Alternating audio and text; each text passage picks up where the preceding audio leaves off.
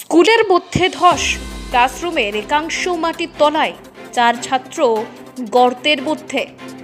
গর্তে ঢুকে গিয়ে আহত এক ছাত্র। ঝাড়গ্রামে নয়াগ্রাম থানার নিচু পাতিনা প্রাথমিক বিদ্যালয়ে ঘটনাটি ঘটেছে। স্কুলে ভর্তি ছাত্রছাত্রী, চলছে ক্লাস। এমন সময় মাটির একাংশে চলে গেল স্কুল। আতঙ্কে হুড়োহুড়ি পড়ে যায়। মজুদ মিড ডে মিলের চালের বস্তাও, বেঞ্চ সমেত প্রায় 5 ফুট গর্তের মধ্যে ঢুকে যায় সব।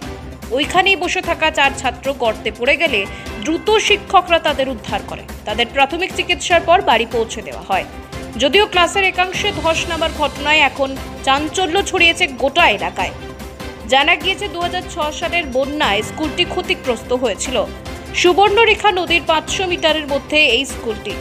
নিচের মাটি হালকা হয়ে যাওয়ার জন্যই এই ধস বলে সম্ভাবনা করা হচ্ছে।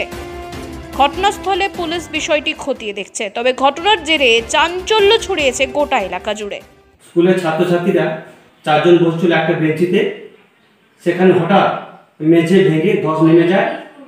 সেখানে বেঞ্চ সমেত 4 জন ছাত্রছাত্রী অন্যমনস্ক, অর্থাৎ স্কুলে পড়াশোনা অনবরত থাকায়, স্কুলের পড়ার দিকে মন থাকায় তারা আচমকা বেঞ্চ সমেত ভেঙে ওই গর্তের মধ্যে ঢুকে যায়।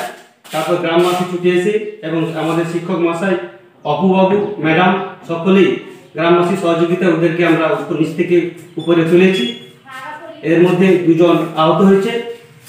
তার জন্য ঊর্ধ্বতন কর্তৃপক্ষের কাছে আমাদের স্কুলের তরফ থেকে এবং গ্রামবাসীর তরফ থেকে আমরা অনুরোধ জানাচ্ছি এবং প্রার্থনা করছি আগামী দিনে আর যেন না কোনো ঘটনা ঘটে, তার জন্য আমরা কৃতজ্ঞতা জানাবো।